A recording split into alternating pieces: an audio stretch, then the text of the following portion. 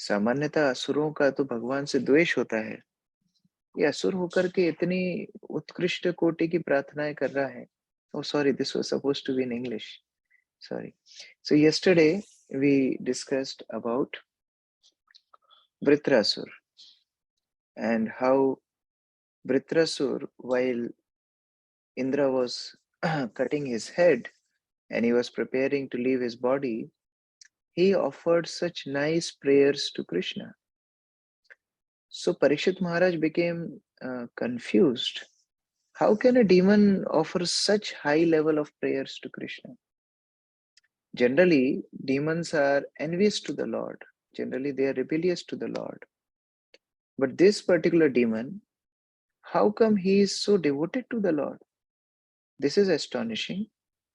So then Sukdev Goswami tells the previous life of Vritrasur. Vritrasur in his previous life was King Chitraketu. This King Chitraketu was a very pious king. He used to offer hundreds of sacrifices for the satisfaction of the Lord. He did so many pious activities. His citizens were very happy. But one thing was missing in his life. He didn't have any children. He didn't have any son. Although King Chitraketu married many wives, but he had no children from any one of them. And this made King very discouraged in his life. He was very sad about this fact. One day, his spiritual master Angira Muni came to his court. And Angira Muni noticed that King Chitraketu was very upset, disheartened. So Angira Muni asked him, "My dear king, what is the reason of your misery? What is the reason of your disheartened state?" Chitraketu told, "My dear Guru Maharaj, I don't have any child. For a king, it is his responsibility to create proper succession. If there is no succession to the kingdom, I am not doing my responsibility." Angira Muni told, "Look, you don't have that karma of having a child." But Chitraketu was very adamant. So Angira Muni gave him a condition. "I can give you a blessing to have a child, but this child will be reason for both your happiness and distress. He will be Harsha Shoka. Harsha means happiness. Shoka means lamentation." Chitraketu became very excited. He said, "Please give me the child. I'll look after whatever will happen. Don't worry. I will handle the Shoka part. But at least give me happiness." Angira Muni, on the adamant request of Chitraketu, blessed him that you will have a child. Soon after, one of the wives of King Chitraketu gave birth to a beautiful boy, and they named him as Harsha Shoka. The boy became the attention for the king. King was so attached to the boy that straight from his court, he would go to the queen and he would spend all his time playing with the baby. But this led to another problem. This is material world. One after another, there will be so many problems. Just like in childhood, sometimes we make castle of cards. And if you take out one card, whole thing collapse. In the same way, material world, there will be one little thing and then it will collapse the whole castle of happiness. Because king was giving too much attention to this particular queen and son, other queens became envious. See, we have this ability to bring out good or bad in others. If King Chitraketu would have given them little attention also, they would have never become envious. But because of his negligence, these innocent queens turned out into envious people. So we are responsible of bringing best in somebody or worst in somebody. Like Mrigari met Narad Muni, and Narad Muni brought out best from Mrigari. Whereas here Chitraketu's neglect gave rise to envy in the hearts of other queens. And they plotted a plan. They thought that this child is the reason of our misery. Because of this child, king is not giving us any attention. Let us kill the child. So these all stepmothers of this Harshashoka made nice sweet rice and they mixed poison in it and they fed Harshashoka poison. The child died. Now the king Chitraketu was lamenting like anything. He was crying. The queen were crying. And those queens who gave poison, they were also crying.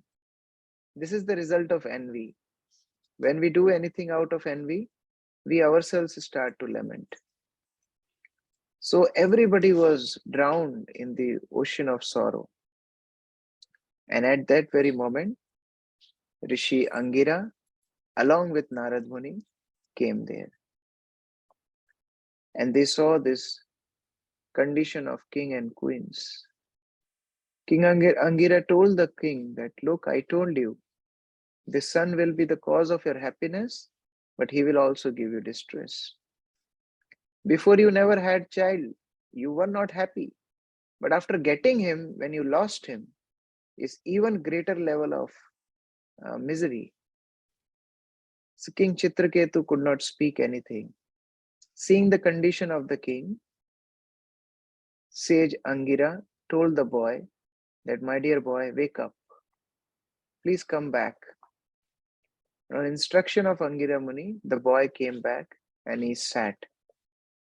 Angira Rishi asked the boy, my dear boy, why did you leave?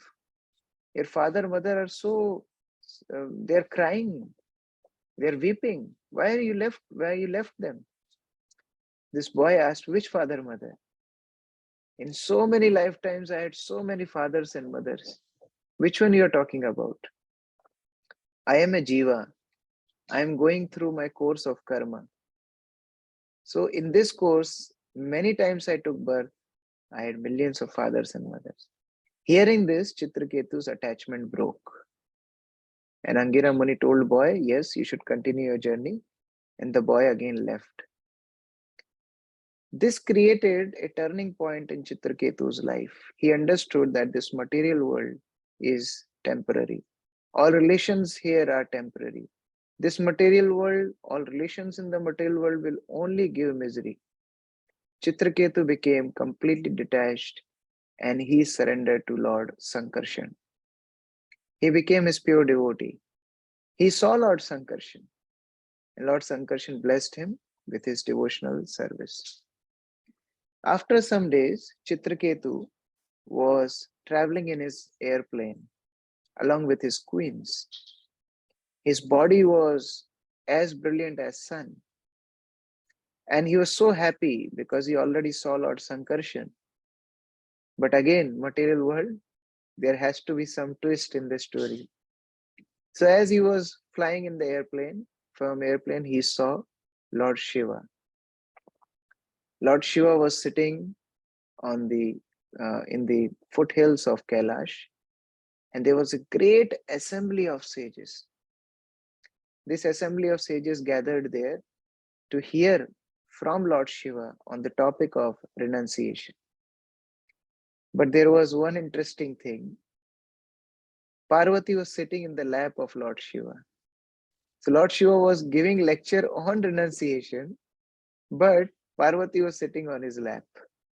So seeing this, Chitraketu started to laugh. As he was laughing, Parvati saw that my voice is clear. Shyam Sundari Mataji, my voice is clear. Yes, Prabhuji. Okay. So Parvati saw Chitraketu is laughing and Parvati felt very bad. Although Chitraketu was Lord Shiva's god brother, because Lord Shiva is also devotee of Lord Sankarshan and Chitraketu was also devotee of Lord Sankarshan. So they were on equal level, not in the terms of position, but in the terms of their devotion to Lord Sankarshan.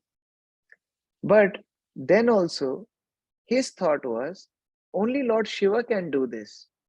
Chitraketu was laughing, thinking that only Lord Shiva can do this, that Parvati is sitting on his lap and he's lecturing on renunciation. Because Lord Shiva is completely detached. But Parvati thought that Chitraketu is making fun of Lord Shiva. And therefore Parvati cursed Chitraketu, that may you become a demon. As Chitraketu was cursed, he didn't retaliate, he didn't justify, he didn't give any excuse. Rather, he came and offered his obeisances to Parvati and Lord Shiva. Lord Shiva tells Parvati, look, this is a devotee of Lord. He doesn't retaliate. He accepts everything as mercy of Lord. And you know, Parvati, these devotees are never fearful. Narayana para sarve, na kutaschana bibbati, narka apavarga swargeshu api tulyartha darshanam. Because they are dependent on the Supreme Lord Narayan, they are never fearful of any condition. Narka apavarga. Narka means hellish planetary system. Apavarga means mukti, liberation. And Swargeshu, heavenly planetary systems. Api tulyartha darshanam. They see everything as equal because they are not attached. So Chitraketu accepted the curse of Parvati, although it was not her mistake, but he accepted and he became Vritrasur. So this was the background of Vritrasur's previous birth. So although he was in the body of demon, but his consciousness was of a pure devotee. And therefore, at the end of his life, he could offer such prayers. So no excuses can stop bhakti. If one is grateful, he can be happy in any condition. But an ungrateful person, no matter even if he goes to spiritual world, he will not be happy. First of all, ungrateful person will not go to spiritual world. But even if he is given chance, he will not be happy. Therefore, only in grateful heart, the seed of bhakti grows. And that was Chitraketu.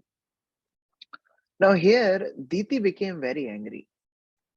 Diti, who was Diti? Diti was mother of the demons.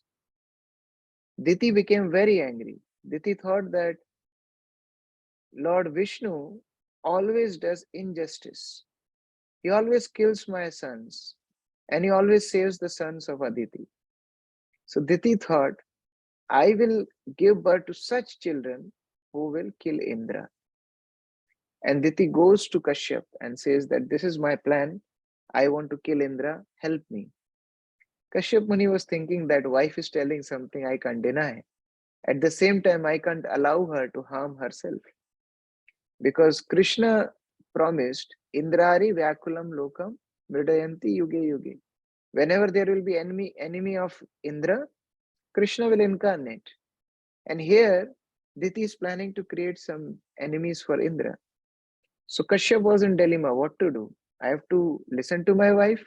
At the same time, I don't want her to suffer.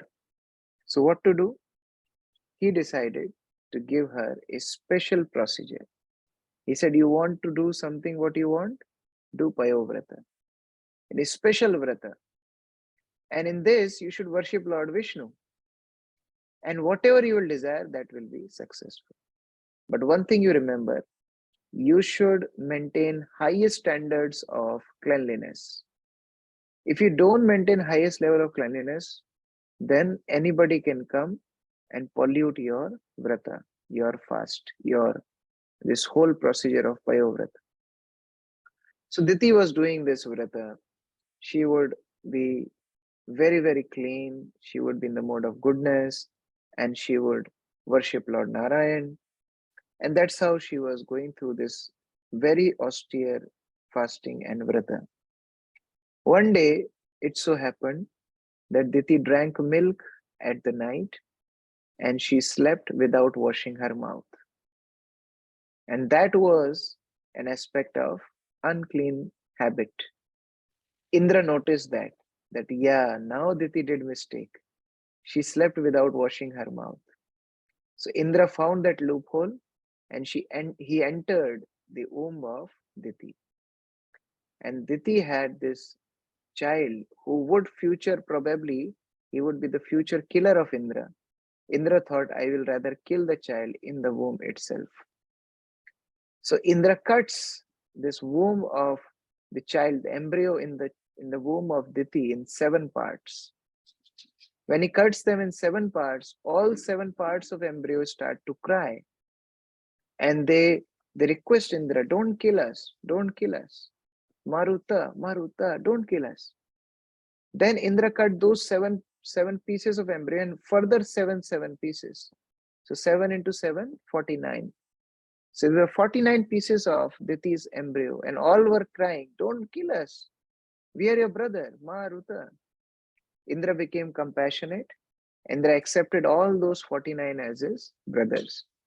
And Diti gave birth to 50 children, 49 Marutas and 1 Indra again. So like that, Marutas became Indra's brothers. Although they came from Diti, but they were not demons. They became demigods, and Indra took all of them to heaven. So the lesson is, even though Diti wanted to produce demons, because she was worshipping Lord Narayan, she became purified. And result is, she became purified, her sons became demigods. So no one is loser in Krishna consciousness. Everyone is a winner. Although she wanted a demon children who would have in future became a problem for the world, became problem for Diti herself. But because of the course of devotional service, she became purified and she gave birth to the demigods. So like that, this was the end of 6th canto. Now Parikshit Maharaj became again curious. Parikshit Maharaj thought that this is not fair. Every time demons lose and demigods win. That means Lord is partial.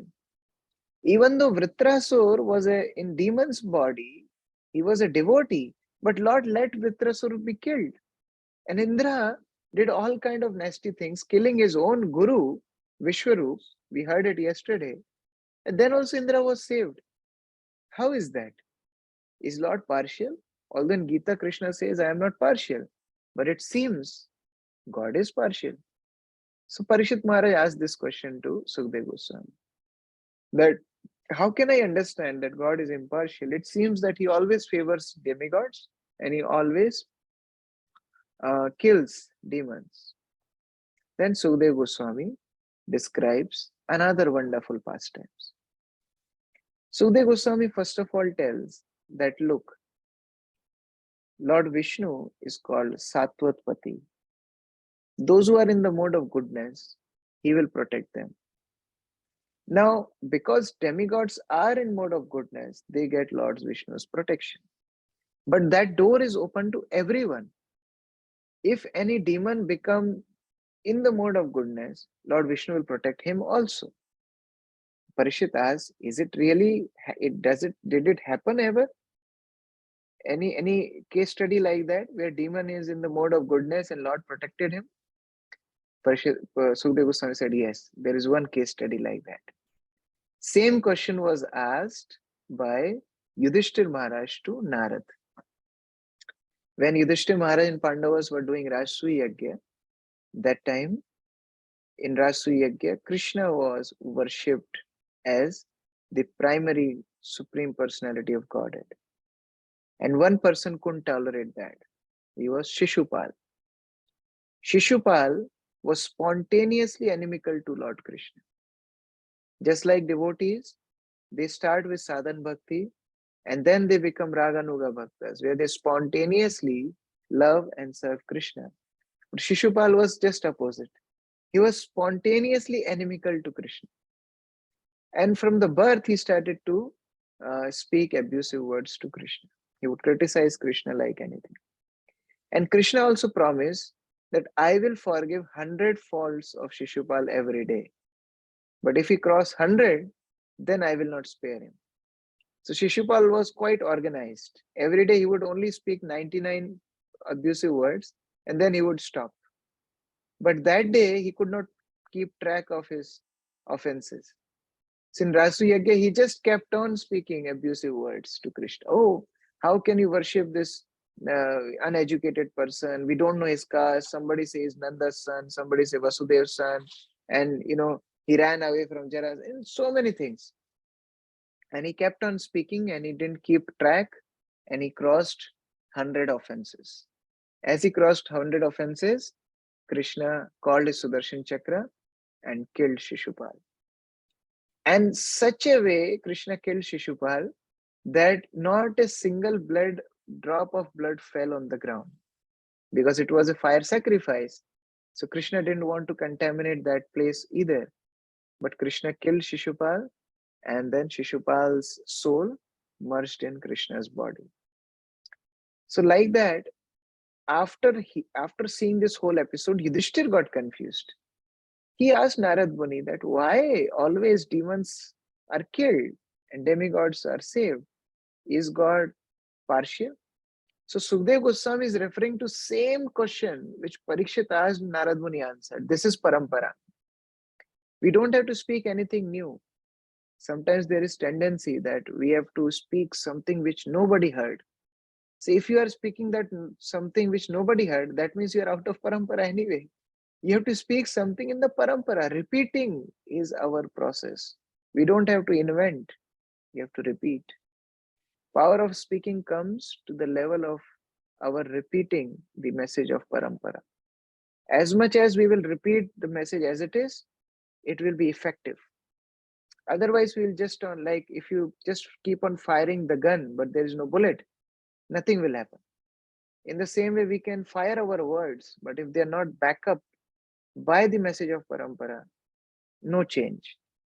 Therefore, Sukdev Goswami is teaching with his own example, although he is so learned scholar, he is the son of Vyasdev, but he is repeating what Narad Muni told Yudhishthir. One time, one person in South India, he was challenging Srila Prabhupada.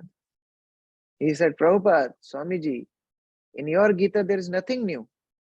You are just copying Ramanujacharya and Madhavacharya because Vishwanath Chakravarti Thakur and Baldev Vidyabhushan referred Ramanujacharya and Madhavacharya's commentaries. And Prabhupada referred Vishwanath Chakravarti and Baldev Vidyabhushan commentary for his Bhagavad Gita. So this person saw, all these purports and he said, there is nothing new. It's all commentaries of Ramanujacharya, Madhavacharya. Prabhupada said, this is my mission. My writing is successful. I don't want to write anything new also. This is speciality of my Gita. Bhagavad Gita as it is. Whatever Acharya is told, whatever Krishna told, I am presenting as it is. So we can see how pure message Sukdev Goswami is giving through parampara. Another interesting thing to learn. See, Yudhishthir Maharaj was performing Rasu Yagya. And this was just before Rasu Yagya because Krishna was worshipped before the Yagya started. Just before the Yagya started, Krishna was worshipped. And after this Shishupal was killed, Yudhishthira Maharaj was curious to know about the teachings of Krishna consciousness from Narad. He was not rushing that I want to be king, just finish Rasu Yagya and I will be Chakravarti king. No, because he was not interested in the kingdom. Suppose somebody's marriage is there, it's the day of marriage, and he's, fully ready and fully dressed, and the bride and groom are coming to the sacrifice place. And in between, some devotees start to give him lecture. How long bride and groom will hear? They will not hear for long. Prabhuji, we will hear later. Let us marry first. In the same way, Yudhishthir was going to be the Chakravarti Samrat of the whole world. But he's not interested in kingdom. He started asking questions to Narad. And Narad also started to preach to him. This is real Samadhi, where devotee is completely absorbed in Krishna's pastimes. He doesn't have to do anything with kingdom. He doesn't have to do anything with external things. So many times we become so mad in our accomplishments, we forget Krishna. We forget even devotees. We forget others. We become insensitive to everything. Our consciousness should be with Krishna. Even if we are growing managerially, even if we are growing, with years in Krishna consciousness, people may give us respect and things. But if our consciousness is not in Krishna, what is the use? Srila Prabhupada would take devotees many times to different life members. And the purpose of Prabhupada's going there was to preach to them so that they become assets for ISKCON in India. One time, Prabhupada took some devotees to one life member's house. And this life member, Indian person, he was feeding devotees very much. Generally in West, you serve and once person says, I am okay, I am good, the people stop. But in India, we have culture, no, take, they're forcing. So these foreign devotees are not having experience. As much he was feeding, they were eating. So he was keeping on feeding until he finished everything, and devotees ate everything. After they came back to temple, these devotees, their stomach was paining and somebody was running to the toilet again and again, and everybody was sick. The Prabhupada was seeing all what is going on. And one devotee was shouting, my stomach is paining. And Prabhupada came out, yes, you ate 25 puris. And he was shocked. Prabhupada, how do you know? Prabhupada said, I was counting everything. There was another devotee who was laughing hearing this. Prabhupada said, don't laugh, you ate 15. I counted yours also. And they were astonished. Prabhupada said, we are going to these houses to help them, not getting affected by them. We are giving there to give association. Don't take their association. So a devotee, no matter whichever situation he has to remember that his primary duty is to become Krishna conscious. See, Yudhishthir Maharaj, although he was in that particular yajna where he was about to be coronated as Chakravarti king, but he was not attached to that. His primary duty, he remembered that I need to learn more about Krishna, and where I will get opportunity to hear about Krishna in Krishna's presence from a pure devotee like Narad.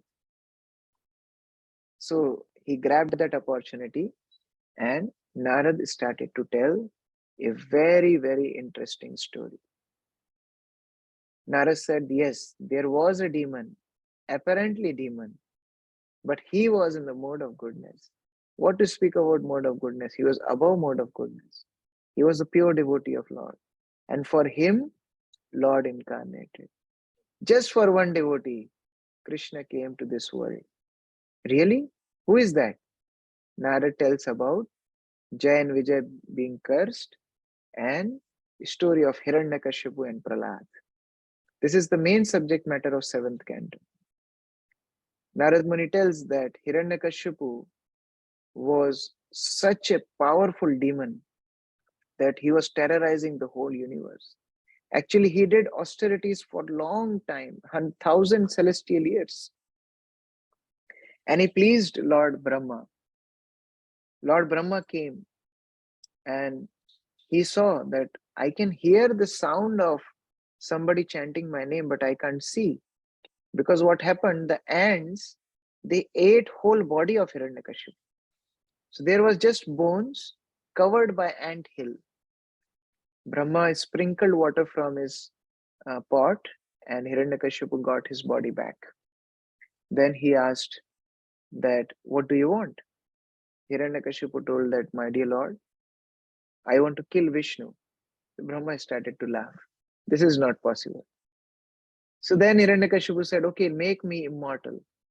Brahma said, this is also not possible. Anybody who takes birth here is born with an expiry date. They have to die. So you can't get this boon. So then Hiranyakashipu was very smart. He thought that I can outsmart Brahma, I can outsmart everybody. So he started to ask multiple boons. He said, please give me boon that I will not be killed in the day or night. I will not be killed inside the house or outside the house. I will not be killed on the ground, in the sky. I will not be killed by Astra or Shastra. Astra means those weapons which are thrown, like arrows and bhala. Shastra means those weapons which are held in hand and they fight, like swords and clubs. So I will not be killed by any of those. I will not be killed by any creature who is being created by you. That means whoever Brahma created, Hiranyakashipu would not be killed by him. Then I will not be killed in any of the 12 months of the year, in the 6 seasons of the year. Brahma was kept on telling, okay, tathastu, tathastu, tathastu. He gave all the boons. Hiranyakashipu thought that, yes, I'm so smart that now I cheated Brahma and I will never be killed. Nobody can escape his death. You know, this is a sweet story. One time, Yamraj and Garuda were going together, and it so happened that Yamraj was looking at one bird, a small bird, and Yamraj was smiling, seeing the bird. So Garuda thought that Yamraj is looking at this bird and smiling means the time over. This bird is going to die. So Garuda has affinity for birds because he's the king of the birds. So Garuda thought that I'll save this bird. So quickly, Garuda took this bird on his back, and Garuda took that bird far, far, far, crossing all oceans in some safe place, and he kept that bird there and came back. Yamaraj asked Garuda, "Where did you go?" He said, "No, I went with little, work." Yamaraj said that, "Where is that bird? The smell is here." And Garuda tell that, this is what happened. I saved her. I kept in very safe place because I saw that you're smiling at her. Yamaraj said, "You did my job." Because I was thinking, in her karma, it's written that she will die at such place, which is very, very far. But I was wondering how this bird will reach there in such a short time. And you did the job. So nobody can escape the death. Nobody can outsmart Lord. So although Hiranyakashipu thought that now I am immortal, but there was another plan of the Lord. And it's in that ego, Hiranyakashipu started to torment the world. He started to terrorize the universe. He made demigods as his slaves. Nature had to cater to all demands of Hiranyakashipu. If he feels that I am feeling too hot, then nature has to change temperature at that very moment. If he feels that I want mangoes in the winter season, then he will get mangoes in the winter season. Not only that, if he says that jackfruit tree should give a mango fruit, and jackfruit tree has to give mango fruit. Hiranyakashipu was so powerful, just by the movement of his eyebrows, demigods would function. So much so that Narad Muni is saying, I myself would take my veena and go in Hiranyakashipu's court and sing his glories. He was so powerful. But even after having all this, he was not satisfied. This is the condition of material world. No one can satisfy a man with uncontrolled senses. It's like an blind well. No matter how much you put there, it's never filled. If beauty would have satisfied the soul, actors and actresses would be most happiest people in the world. But you always hear their stories of divorce and scandals and this and that. If power was the reason for happiness, then big wrestlers and sportsmen would be happy, but they are not. If money would be the reason for happiness, then richest people of world would be happy, but they are not. One time Bill Gates was asked that if you are given 25th hour in a day, what you would do? Everybody has 24 hours. If you're given 25th hour, what you will do? He said, I will sleep because I don't get opportunity to sleep. So this material world, no matter how much you have, you can't be satisfied. Only by hearing Krishna Katha, all senses get satisfied. This is the nature of Krishna Katha. After you hear Krishna Katha, pure Krishna Katha, your heart will be satisfied. You'll feel that, all senses, like after eating your favorite food, how you feel. In the same way, after hearing Krishna Katha, all senses will give you signal that yes, we are satisfied. This is the result. We can experiment this. If you're too disturbed, just pick up Bhagavatam and randomly read for 2-3 minutes. You'll feel that how Bhagavatam is just sucking out your all stress, your all burden, and you'll feel completely satisfied. So this Hiranyakashipu was disturbing Brahmanas, disturbing demigods. He started to teach people that they should worship him And everybody was chanting Om Hiranyakashipaya Namaha. And they stopped all Vishnu mantras. All yagyas were done for him. All ahutis were given for Hiranyakashipu, not for Lord Vishnu. So all demigods went and prayed to Lord, and my dear Lord, please do something. He is disturbing all of us. Lord Vishnu said, I need not to do anything. He will become the reason of his own death. Demigods asked, why? How is that? Vishnu told, when any person in this world offends my devotee, they become reason of their own death. Ravan was disturbing the whole world. Lord didn't do anything. The moment Ravan touched Sita, the moment Ravan insulted Vibhishan, his death was certain. Previously, he did so many things. He was looting here and there and doing so many nasty things. Lord was not bothered. Okay, let him do whatever he's doing. The moment he offended Vibhishan, the moment he offended Sita, done. Duryodhan was doing so many nasty things from childhood. The moment he insulted Vidur, decided now he will be killed. In the same way, Hiranyakashipu was doing so many things. The moment he will offend Prahlad, his death will be certain. So don't worry. He will be the reason of his own death. See, if a rich person has many gardens, acres of land, and if you just go and steal some flowers and fruits, he will not mind. But if you just go and pick up his child and try to kidnap the child, then he cannot tolerate, then he will not leave. So Lord don't mind. There's so many millions of universes. In one universe, some demon is, doing something, Lord will not mind it. But the moment somebody disturbs devotee of Lord, pure devotee of Lord, Lord cannot tolerate. So this is what happened. Everyone respected Hiranyakashipu, but one person in his own house didn't respect him. Actually, he didn't follow him. He respected Hiranyakashipu. Prahlad respected Hiranyakashipu, but he didn't follow him. Actually, it was not a big deal. If whole material world is glorifying you, worshipping you, doing sacrifices for you, nature is just serving your demands. If a small boy doesn't listen to you, it's not a big deal. But this is ego, where you can't tolerate even single person not respecting you. Same happened with Daksha. All demigods stood up. He couldn't tolerate. Why Shiva didn't stand? He was not saying that all demigods are respecting him. No. Why this particular person is not respecting me? This is bondage. We feel that why this particular person is not helping me? Everybody, there's so many others respecting us, helping us, appreciating us. No. That person. Hiranyakashipu became very attached to getting respect from Prahlad. One day he called Prahlad. He asked Prahlad, how is everything? What you are learning in school? How is everything going with you? And Prahlad started to speak. My dear father, tat sadhu manne survarya dehinam sada samudvigna diham asadgrihat hitva tupatam griham andakupam banam gato yad harim ashrayet. He said, my dear father, all sadhus think like this. What they think?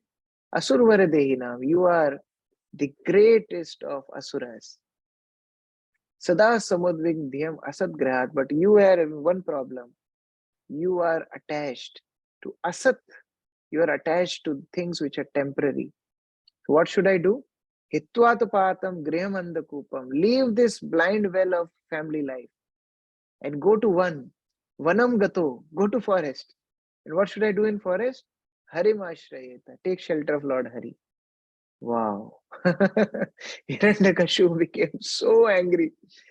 What kind of things you're telling me? Hari is my enemy. He killed my brother Hiranyaksha in the form of Varadev. And you are glorifying him in front of me? Don't you know I am the controller of this universe? All demigods listen to me and I should worship somebody else? How can you tell like this? You should be taught in Gurukul properly. There was a big university that time, Shanda and Amarka International University. So he was sent to that university. The Shanda and Amarka were sons of Shukracharya. And they became the teachers of Prahlad. What they used to teach? Politics, how to plunder people, how to kill Brahmanas, all these things they would teach. And they asked Prahlad, who taught you? This was not in our syllabus. We are following CBSE. How come you studying ICSE? This syllabus, how did you get? Where did you learn? Prahlad responds that, does a magnet attract iron after teaching? Iron automatically get attracted to the magnet. In the same way, how you have to teach a soul to be getting attracted to Krishna? Krishna is like magnet. I am like iron. So I will naturally get attracted to Krishna. How can you think that somebody has to teach me? Shanda and Gamarka thought, no, he has to be taught nicely. He is not knowing anything now. So they taught Prahlad all these subjects of politics and how to be, animical, how to be a good demon. And after they thought that yes, he is ready, next time he was brought in front of Hiranyakashipu. Hiranyakashipu took Prahlad in his lap and again asked, my dear son, what did you learn in school? Tell me. Sri Prahlad Vacha. Shravanam Kirtanam Vishnu Smaranam Pada Sevanam Archanam Vandanam Dasyam Sakyam Atmanivedanam. You rascal! Hiranyakashipu was so angry. He threw Prahlad from his lap. You rascal! Most fallen of our family. How did you receive this education? Did your teachers teach you? The Shanda Marka started to run here and there because they thought that Hiranyakashipu will kill them. Where did you learn this? Prahlad said, I didn't learn any. Matirna Krishne parato swatova mitho abhipadyate graha vratanam adant gobir vishatam tamesri punah punascharvita charvananam. My dear father, by my own endeavor or by somebody else's endeavor, one cannot get Krishna consciousness. Matirna Krishna parato swatova. It's not that Krishna consciousness can be aroused by somebody's brainwashing, somebody's force, or by my own effort. No, or a combination of both. Krishna consciousness cannot be captured, it is received. But people think like this because they have uncontrolled senses and they have taken a vrata, graha vratana. They have taken a vrata. They have resolute determination that they will be happy in material world. Amonge kamya ek din. And that is the problem, that they repeatedly chew what is already chewed. Suppose some person chew a chingam and he throws. Another person picks up that same chingam and chews and again throws. This is material world. Punah punah charvita charvanana.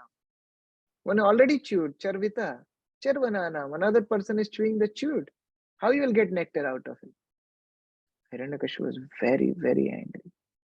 Then do you think I am not having any knowledge? Do you think I am a fool? No, my father, it's not your mistake. Nate vidu swarth gatim hi Vishnu, durashraya bahirarthamanina. Because people don't take shelter of Vishnu, they're taking false shelters outside. It's not your mistake, but you didn't get that opportunity. What to do? If you take shelter of a devotee of Lord, Mahatpad Rajo Abhishekam, if you get dust of the lotus feet of Lord, you can get Krishna consciousness.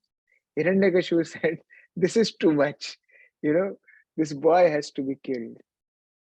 Just like to save the whole body, one limb of body can be cut. Just to save a farm, and one tree is infected, one tree can be cut. To save a village, one family can be killed. In the same way, to save my whole kingdom, my son has to be killed. But look at Prahlad. He was not fearful. See, there is difference between soft and weak. Prahlad was not weak. He was soft. Sahajiyas are weak. Who are Sahajiyas? If you tell them Krishna consciousness, do Krishna consciousness, they will say yes, yes, yes. If you say no, do something sense gratification, they will say yes there also. They're so weak. Sometimes some people say that we went to a relative's house, what to do? They offered us liquor and we drank liquor. This is weakness. But Prahlad was not weak, he was soft. And there is difference between strong and hard. You can be harsh and hard. That is Mayavadi. No, this world is nothing. Leave relationships, leave everything. This is Mayavadi. Devotee is not harsh and hard. He is strong. So Prahlad was strong and soft. He was not hard and weak. So although he was telling the strongest philosophy, but soft, respect. So we have to learn this from Prahlad. Then Shanda and Amarka again came and they told that, my dear Lord, please give us another chance.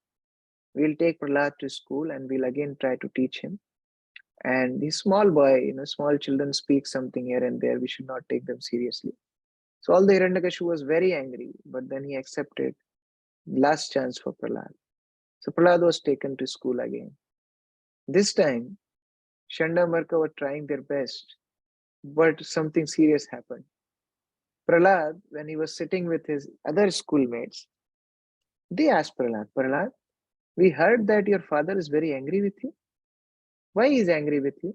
What did you speak in front of your father that he is angry with you? The Prahlad started to tell the same instructions, that we should become devotee of Krishna and we should chant his name. And he made all schoolmates chanting Krishna's name. They were all sons of the demons. But he started to preach in the school. And then Prahlad, the schoolmates asked that, how did you learn all this, Prahlad? The Prahlad said, when I was in the womb of my mother, my father went to do austerities. And demigods thought that since I am in the womb, they will kill me in the womb. And so that Hiranyakashipu will not have any successor. Although he has other sons, but they were thinking that I will be the most powerful one. So demigods captured my mother. They kidnapped my mother. And as they were taking my mother to heaven to kill me, Narad Muni came and stopped demigods. Narad Muni said that don't try to kill him. The son in the womb of Kayadu is a great devotee of Lord. He's pure devotee of Lord. So don't kill him. Take care of Kayadu. And Narad Muni instructed demigods to circumambulate my mother. All demigods circumambulated my mother. And Narad Muni took Kayadu to her own ashram.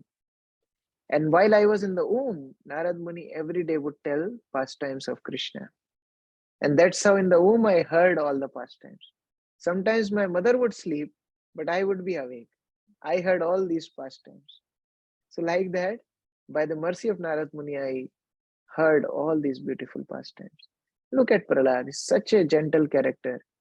He was grateful to his Guru all the time. He's grateful now. He will be grateful when he will be tortured.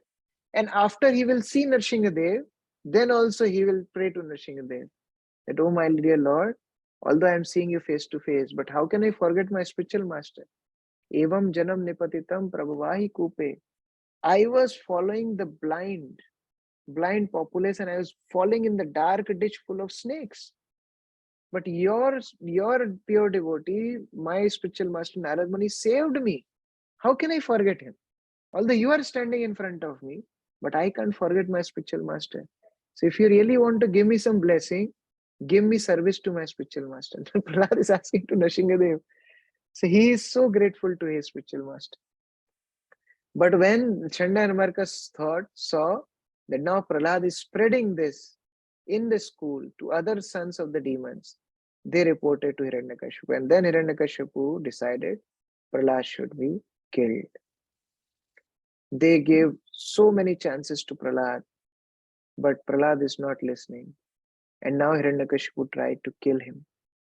He put Prahlad in boiling oil, but nothing happened to Prahlad. Imagine, he's boiling oil. If one drop of boiling oil comes on our body, what happens? Prahlad was not fearful. They threw Prahlad from a cliff. Nothing happened. They threw Prahlad in front of elephant. Nothing happened. They put him in the room full of snakes. Nothing happened. An interesting thing is, Prahlad was neither praying for his protection. He was so confident. He was just taking name of Lord, but not for protection. He said, this is very cheap thing. Lord will protect me anyway. I don't need to ask Lord to protect me. So Prahlad was just taking Lord's name, such surrender. Then Hiranyakashipu thought that I will punish this boy myself. Hiranyakashipu gave Prahlad last chance. Prahlad, do you want to accept me as Supreme Personality of Godhead?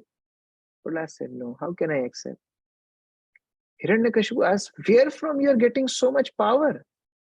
There is a small boy standing in front of me and you are not fearful? Prahlad said, from the same place where you get power, my father. From where you are getting power, from the same place I am getting power. The source is same, Lord Vishnu. Hiranyakashipu decided that this child need to be killed. He took out his sword and he asked, Vishnu, he is hiding in the oceans. Where is he? Prahlad said, he is everywhere. He is everywhere. Is he in this palace? Yes. Is he in this pillar? Yes. Is he in this pillar? Yes. Is he in this pillar? Yes. And Narsimha was jumping from one pillar to another. From where it will be confirmed, and I have to come out. Because he has to listen. Tava Britta Nija Britta Bhashitam. If his devotee says, he has to come out. So then finally Hiranyakashipu said, in this pillar is your Narayan? Prahlad said, yes. And with his sword, Hiranyakashipu attacks the pillar and he breaks the pillar. And from there, Lord Nrsimhadev comes. Such a fierce form. He was so bright and illuminating that Hiranyakashipu and others could not face him. They became practically blind because of the light coming from Nrsimhadev's body. And such a loud roaring sound. Nrsimhadev was full anger. That is Ugra Rupa. In Mayapur and Ujjain, we see this Ugra Rupa. The Lord's legs are bent, his hands are ready to jump. That is the Rupa when he's coming out of pillar. So people were astonished to see. And Sukadeva Goswami describes beautifully. Satyam vidhatum nija vritta vashitam vyapitam cha bhuteshu akhileshu chatmana. My dear Lord, you came out of Stamba. Stambe sabhayam na mrigam na manusham. You're neither animal, neither human. Such a beautiful rupa of Lord Nrsimha. And why did you come like this? Satyam vidhatum nija vritta vashitam. To prove the statement of your servants. Whose statements? Of course, Prahlad's statement. The Prahlad told that he is in the pillar. So prove his statement, Nrsimhadev came. Another devotee told something. Brahma gave boons to Hiranyakashipu. And Brahma is devotee of Lord. Lord, if Lord wanted, he would have killed Hiranyakashipu in any form. But to just keep words of Brahma, no, my devotee told, neither human, neither animal. I have to follow that. So keeping the words of Brahma, Lord came in this form. And 4 Kumaras cursed in Vaikuntha that this Jay and Vijay will become demons and Lord will go and deliver them. To keep their words, Lord came. Nija Britta Bhashitam. He can't overrule their words. So Lord Nrsimhadev came in that fierce form and that great fight ensued. Demigods were seeing, but they were not seeing directly. They were behind clouds, they were seeing. Although they saw Nrsimhadev, but they were still fearful. If in case Hiranyakashipu is saved, and if he sees us laughing, we will be in trouble. So they were hiding and seeing. And as Hiranyakashipu was seen on top, sometimes they would again hide themselves. They're so fearful. The great fight, Hiranyakashipu was attacking Lord Nrsimhadev with his sword. But you know, some devotees tell that Hiranyakashipu was 60 feet high. Generally, people are 5 feet high, or 6 feet, maximum 7 feet. But Hiranyakashipu was 60 feet high. And you know what was the height of Lord Nrsimhadev? 180 feet high. He was 3 times bigger than Hiranyakashipu. So although he was trying his best, but he was like a rat, in front of Lord Nrsimhadev. So they were fighting. And finally, Lord Nrsimhadev took Hiranyakashipu on his lap, neither in air, neither on ground. And he took him to the doorstep of the palace, neither inside the house nor outside. It was evening time, dusk time. Neither it was morning nor night. And Lord created 13th month, Purushottam month. It was not in the 12 months. And of course, he was not a created being of Brahma. Hiranyakashipu asked Brahma that neither of your created beings should kill me. He was not created by Brahma. Brahma was created by Lord. So all conditions fulfilled. And then Lord teared apart Hiranyakashipu's stomach with his nails. No Ashtra, no Shastra, with his nails. That was the first surgery of this universe, in which operation was successful, but patient died. And Hiranyakashipu was killed. Demigods were showering flowers. But Lord thought that nobody's garlanding me. I have to do everything myself. Where to get the garland? So Lord took the intestines of Hiranyakashipu and put in his garland. Because Lord said that in his body Prahlad came, and then he went in Kayadu's body. So he is pure. And then Lord sat on the throne of Hiranyakashipu. Actually, it was Jay and Vijay, Lord's own devotees. The Lord wanted to respect them also. The Lord sat on the throne of Hiranyakashipu. Now, all these demigods were so fearful. They wanted to come in front, but Lord was so angry. But on the contrary, Hiranyakashipu's subjects, ministers, soldiers, they were so foolish. They saw in front of their own eyes that Lord killed Hiranyakashipu, and still they ensued fight with Nrsimhadev. They attacked Nrsimhadev. Nrsimhadev was killing them like, one kills mosquitoes. And like that, Lord was killing everyone and he was roaring in anger. See, Hiranyakashipu represents ego. Ego can't be killed in any conditions. Ego can't be killed by any weapon. Ego can't be killed with, day or night. Ego can't be handled by any creature created by Brahma. Only one person can kill ego in our heart, that is Krishna himself. Therefore, when we chant Hare Krishna Mahamantra, that kills our materialistic ego and he saves Prahlad like bhakti in our heart. Krishna Naam Mahamantre Eito Swabhav Jai Jape Tar Krishna Upajaya Bhav. This is the nature of Hare Krishna Mahamantra, that it gives rise to devotion to Krishna. Just like Prahlad Maharaj was saved and Hiranyakashipu was killed by Nrsimhadev, our ego, our false ego in heart will be killed by Lord in the form of holy name. So now demigods confirmed, they got the death certificate of Hiranyakashipu. They ensured that he is really killed. Then they came. They wanted to thank Lord Nrsimhadev. But when they saw Lord Nrsimhadev is so angry, nobody could go in front. So they told Brahma that you are our leader, you go.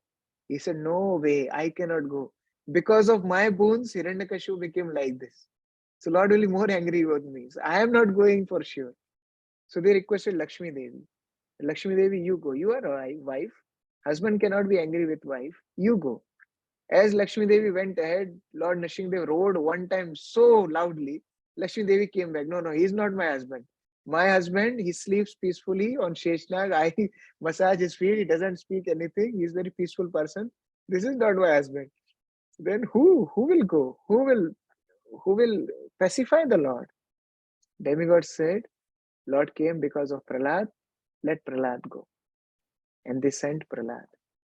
As Lord Nrsimhadev saw Prahlad, his anger in a moment, in a flash of moment, disappeared. Lord Nrsimhadev picked up Prahlad. And just like a lion licks his own cub, Lord Nrsimhadev started licking Prahlad's body. He was ensuring that, my dear Prahlad, did you get any wound? Did you get any cut or wound by Hiranyakashipu? He was ensuring each part of Prahlad, Lord Nrsimhadev was licking. And Lord Nrsimhadev touched Prahlad's head. Prahlad became completely freed of all material contamination and desires. He became pure devotee of Lord. His heart was filled with love. His eyes was filled with tears. And he was completely captured by the love of Lord. Then Prahlad started to offer beautiful prayers. Brahmadaya Suragana Manayoda Siddha. My dear Lord, there are so many great people standing here. Brahma is here, demigods here, saintly personalities are there. But they cannot satisfy you. What is my qualification? I am a son of a demon. I am Ugra Jati, Harirup. Kim Toshitam Arhati Same Harir Ugra Jati. I am from Ugra Jati. I am a low-born person. How can I satisfy you? Such humility, Prahlad. After getting Nrsimhadev's mercy, then also he is so humble. And if our spiritual wants to give one garland, we think that we are on the top of world. He is so humble. And he say, my dear Lord Nrsimhadev, Manne dhana vijana roop tapa shruta jas. My Lord, I don't want anything. One may possess wealth, aristocratic family, beauty, austerity, education, sensory expertise, leisure, influence, physical strength, diligence, intelligence, mystic power. But I think, my lord, all these qualifications cannot satisfy you. However, one can satisfy you simply by devotional service. Bhaktya tushto Bhagavan. How? Gaja Yuthapaya, just like Gajendra did. He had no qualification. He was an animal. But Gajendra pleased you, my lord, just by offering prayers. So you are satisfied just by devotional service, my lord. Nrsimhadev became very happy. He said, ask Prahlad what you want. Prahlad said, do you think, my lord, I am a businessman? Do you think I did all this devotional service for getting some boon? No. If you really want to give me something, make my heart pure. Make my heart free from all contamination of this world. Nrsimhadev blessed, so be it. And then Prahlad Maharaj said that, my lord, I have only one concern, that in this material world there can be risk anytime. I can forget your lotus feet. So can you take me back with you? Lord Nrsimhadev said, what to speak about you? What to speak about your father? 21 generations will be delivered in a family in which a devotee like you is born. Then Prahlad said, Lord Nrsimhadev, Balasya Neha, what you're talking about, father? Balasya Neha Sharanam Pitarau Nrsimha Nartasya Chagam Uduvanti Majjotano Taptasya Tat Pratividhirya Ihaja Sheshtas Tavad Vibho Tanubhritam Twad Upekshitanam. My dear Lord, if father mother cannot save their child, expert physician cannot save their patients, or a perfect boat cannot save a drowning man, if you are not merciful on them. If you are merciful, we will be saved at any step. There were one time one family went to Ganga Sagar in Bengal, and they were riding in boat. This father mother was sitting, and there was a small child. He was playing in water. They sit on the edge of boat and they put hand in water. So as this child was putting his hand in water, one crocodile caught his hand. Now mother was scared, father was scared. They were holding child and they were pulling towards them. But this crocodile was very strong. He was pulling the child inside. Imagine, small child. And so much so that this whole boat started to shake. Now the boatman told that, in this area, there's not one crocodile. There are group of crocodiles. They catch each other's tail, and they will be so forceful that they will topple the whole boat. So you have two options. Either you both jump with your son inside and save him, or you leave the child. What they had done, they had to leave the child. So even mother, father who love children so much, they cannot save them, my Lord, if you are not merciful. So you are my real father, you are my real mother. Lord Nrsimhadev was very happy with his prayers. He said, Prahlad, do you have any other desire? He said, my dear Lord, I am not afraid of anything. I don't want anything. My only concern is for those fools and rascals who are in this material nature, thinking that their family, societies, countries will make them happy. I'm just simply concerned for them. So if you really want to give me something, you deliver all the fallen souls in this material world. This is devotee's prayer. He is not asking anything for himself. He's saying that these conditioned souls, they are suffering in separation from you. My Lord, please take them back.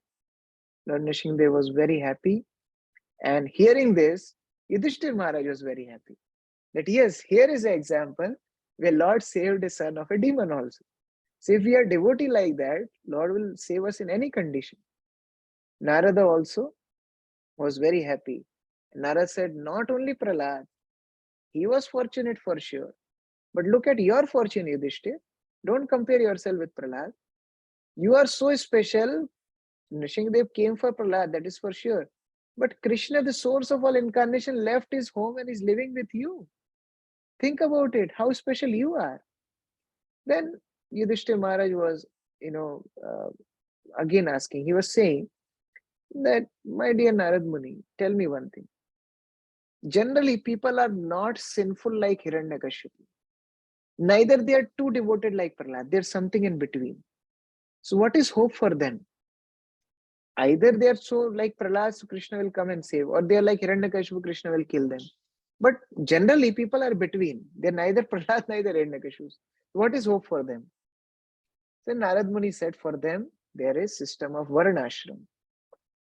In 5 chapters, last 5 chapters of 7th canto, there is description of Varnashram. So these 4 ashramas, Brahmachari, Grihastha, Vanaprastha and Sannyas, and 4 Varnas, Brahmana, Kshatriya, Vaishya, Shudra.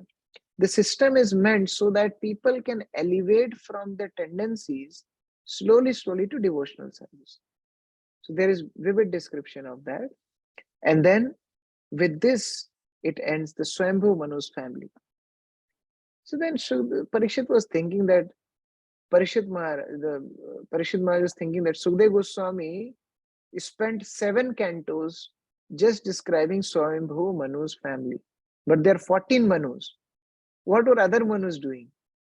So then in 8th canto, there is description of other Manus. There is a long list of different Manus, what are their cabinet members, what are the demigods, which incarnation took birth in which Manu, all that is described. And as Shukdev Goswami is describing this Manus, he came to Tamas Manu. And he told that in Tamas Manu's time, Lord Hari came and he saved Gajendra. So Parishit Maharaj heard, yeah, Gajendra, I heard this name. Where I heard?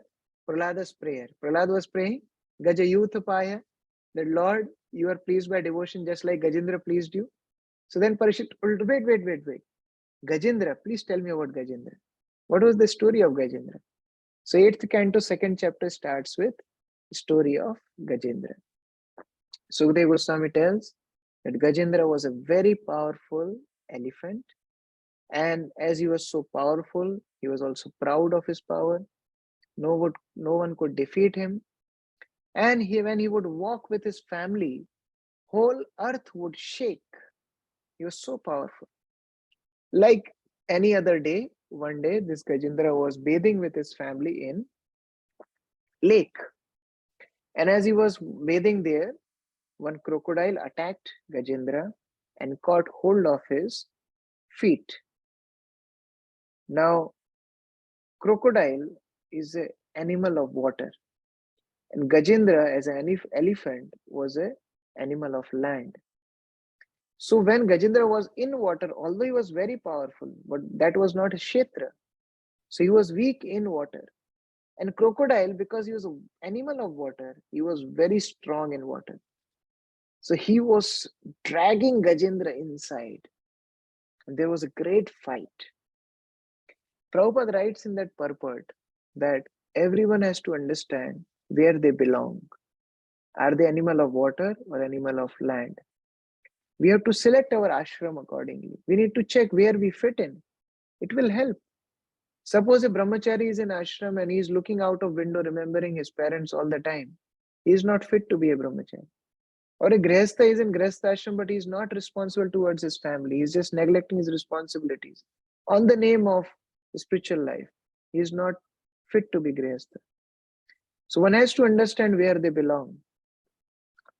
Now, it was a great fight. Gajendra was asking help from his family members, but his family members couldn't help. They were just crying, standing on in the bank of the lake. No one could help. Then Gajendra remembered from his previous life. In last life, he was King Indradyumna. And from his previous life, he remembered that if we really want help, only one person can give exclusive shelter. That is Lord Krishna. So he lifted his trunk up and took one lotus flower from nearby, and then he started to pray to Lord. My dear Lord, I am an animal. I have no hope. Please save me. Muktaya bhuri karunaya namo alaya samasena sarvatanu brin manasi pratita. Oh my Lord, please save me.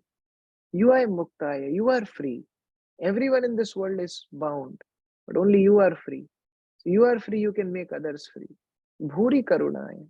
Somebody can be free and has caliber of helping others, But what if he is not compassionate? But Lord, you are Bhuri Karunayan. You are ocean of mercy. You are Karuna Sindhu. Muktaya Bhuri Karunayan. And Namo Alaya. You are very eager to help your devotees. You are not lazy. You are very eager to help your devotees. So when he prayed like that, Lord Vishnu came in the form of Hari and he saved Gajendra. He killed a crocodile and he saved Gajendra. So Parishit Maharaj asked a question. He said, again, what was the previous life of Gajendra? How come he became such nice devotee in animal body? Then Sukdev Goswami tells about past life of Gajendra. In past life, he was King Indradyumna. He was a very pious king. And one day, King Indradyumna decided that I don't want to entangle myself in the material world. He left everything. He went on the top of mountain and he just focused himself in worshipping the deity of Lord. So he was serving Lord there with all sincerity. But even on that mountain, since it is in the material world, there has to have some problem. So he thought he is completely free from all attachment, all risk. But there came one problem. Agastya Rishi came there. Nobody called Agastya Rishi.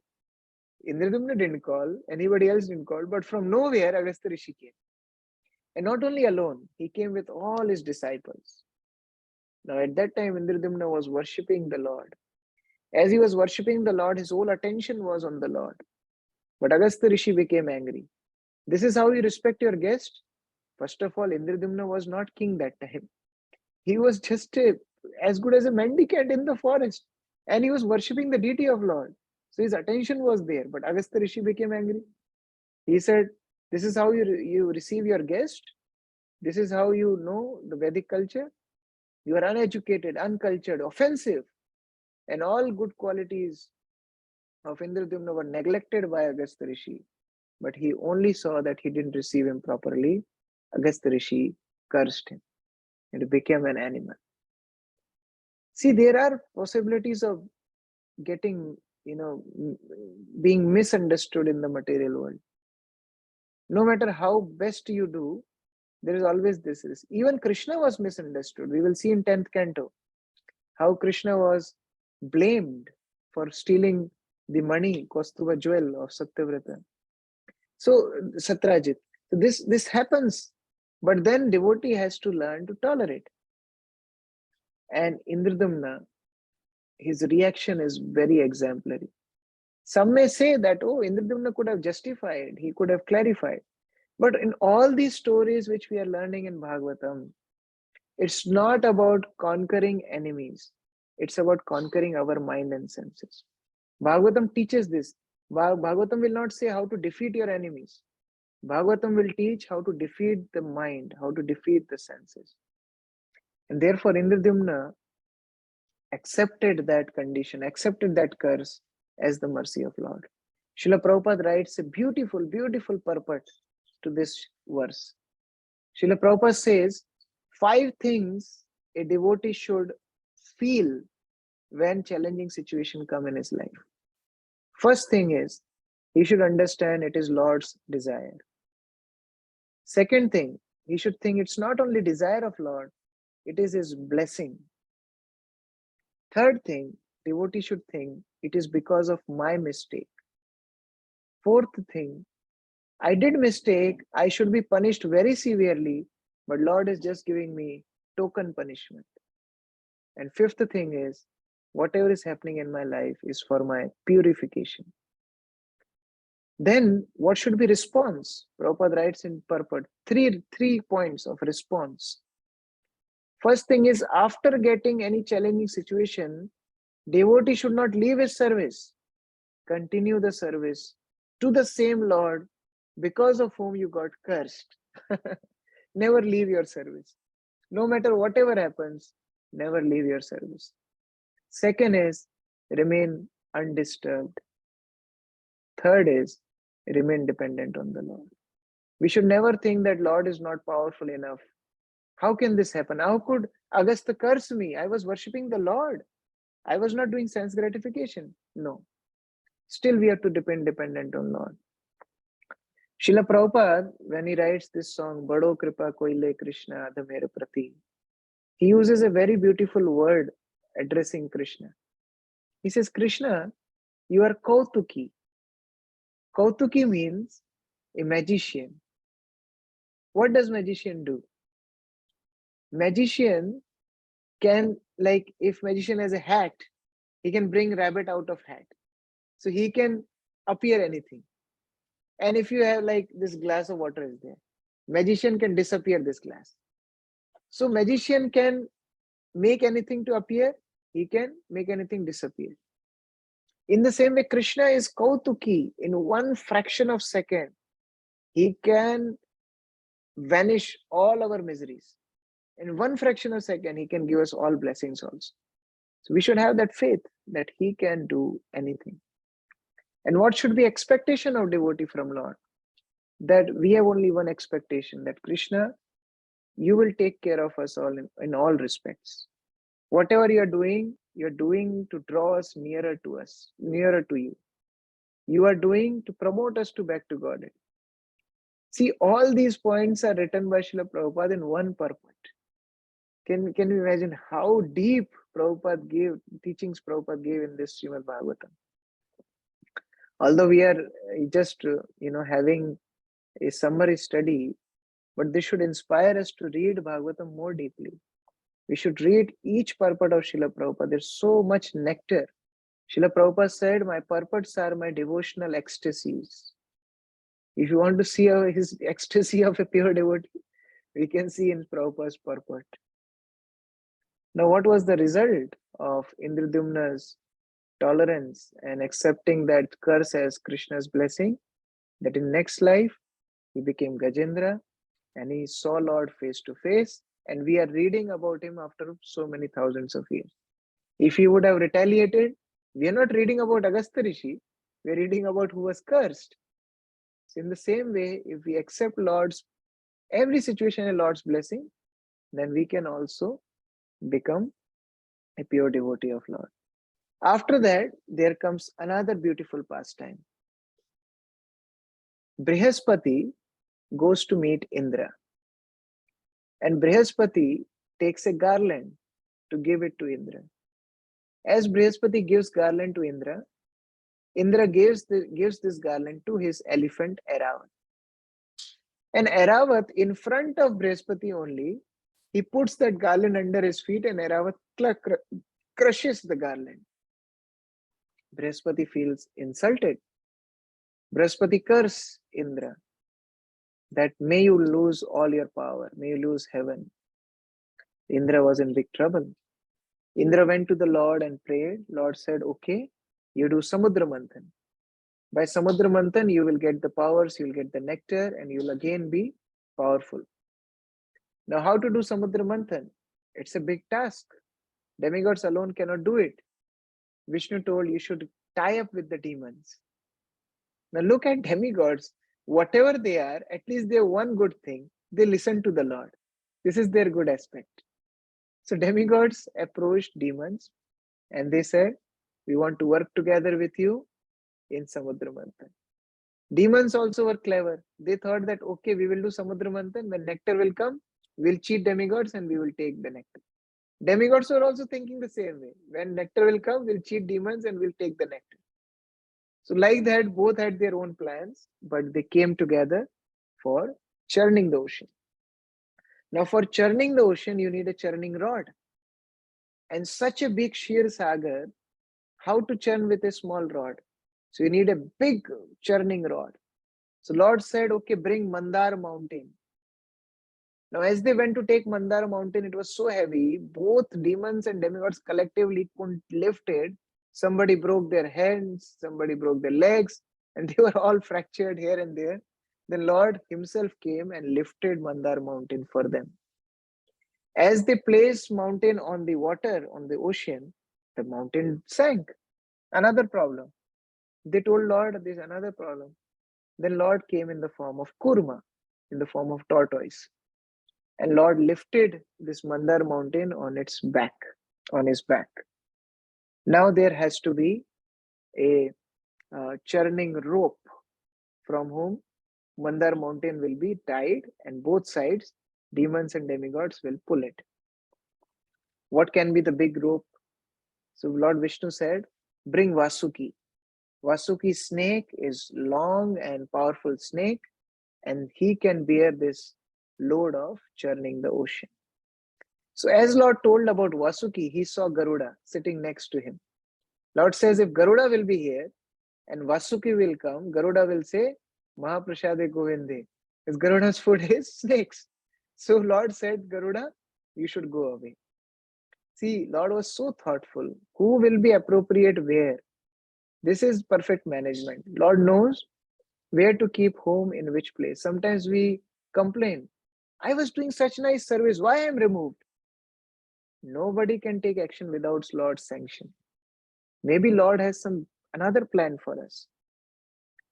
Like if we see in Chaitanya Leela also, Chaitanya Mahaprabhu sent his so many devotees to preach in Bengal. But he sent Rup Sanatan in Vrindavan. Why? Because that area was predominantly ruled by Mughals.